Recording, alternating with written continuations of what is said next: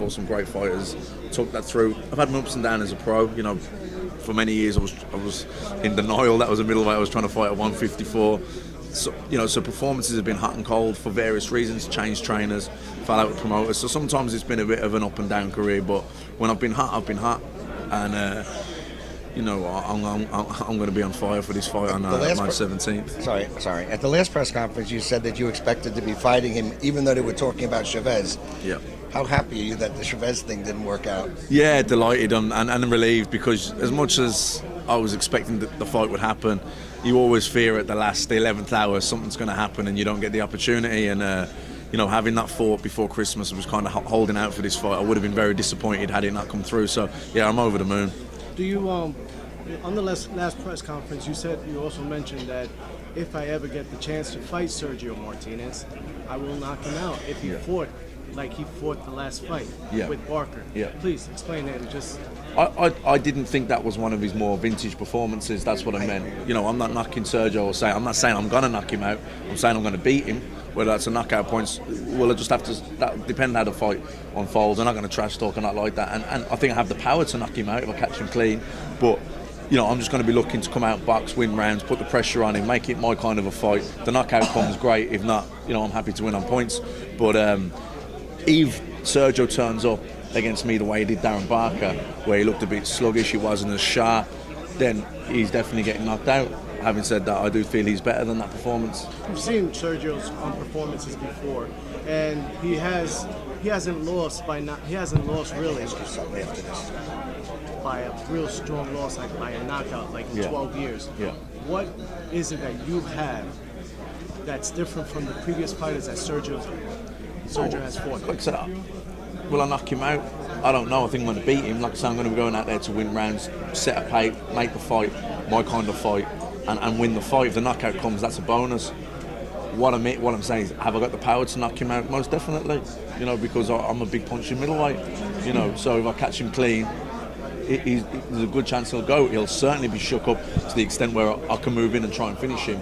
Am I going to dominate him? I think it's going to be a great fight. I think he's going to have his moments, and I'm going to have mine. It's going to be a battle of styles, and who can impose their tactics and their style of fighting on the other will win the fight.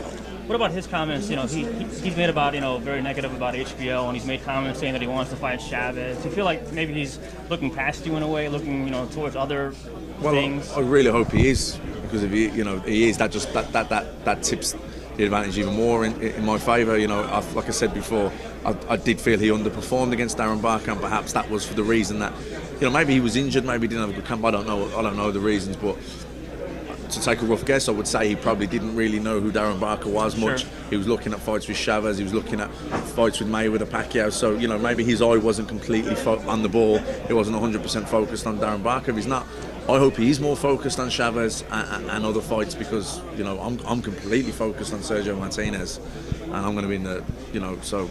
Like I said, I think I'm going to beat him anyway, even if the best Sergio turns up. So if a less than 100% Sergio turns up, happy days. Were you surprised by those comments that he made? I mean, he was very negative about saying that he might not ever fight on HBO again, and that he's upset about not being able to fight. I mean, did those comments surprise you at all? It was a little surprising, but I don't know the ins and outs. I don't know his business. That's really down to Sergio. I couldn't really comment on that, to be honest.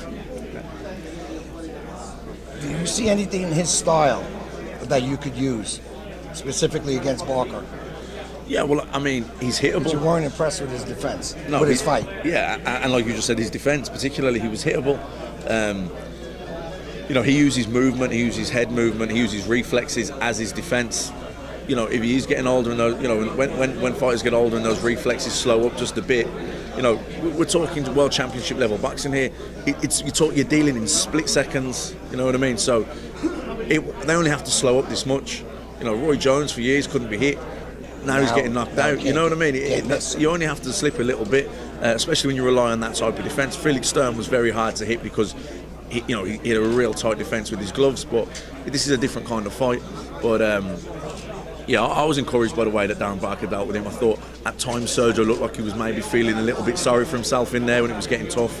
And on the other end of that, I thought that when the going got tough, Darren Barker, maybe he was a good shot, knocked him out. I didn't really see the knockout punch. I thought he kind of went down a bit light. I thought he probably could have got up, but You know, I think I hit a lot harder than Darren Barker. So if his power was troubling Sergio or his pressure was troubling him, then he's going to find it a lot harder with me.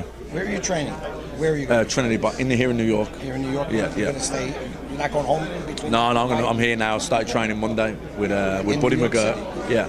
In Trinity? In Trinity Boxing Club, yeah. Oh, that's in Lower Manhattan, right? That's right, yeah, down by Ground Zero. Oh, right. I know. Yeah, yeah. I've been there many times. Yeah, yeah. Or you're working with Buddy. With Buddy McGirt. Yeah, Very I good. trained with Buddy for. I beat Euroboy Campus back in 2008. I trained with Buddy in Vero Beach for that fight. I went back out there to train with him for a fight in July, and the fight fell through the week before. So I had done the training camp with him, but then I signed a promotional deal with Frank Warren then, and I was based in England, so it just wasn't worth my while doing the travelling back and forth. Comfortable are you with him? Yeah, no, I'm comfortable. Like I say, I've had one fight with him, but I've had 2 training camps, and like I say, at the time, logistics-wise and financially, it just wasn't worth my while to be travelling out to America for the fights that were in England. I was only like doing 10 rounders. There wasn't, there weren't big money fights. So, but at this stage of my career and for a fight like this, I want to be based here in New York. I signed with Lou, so I've relocated to New York anyway. I want to build a following here, build a home here, and Buddy's a native New Yorker. I've worked with him. Yeah, there's only one or two. Is this your first time fighting at the Madison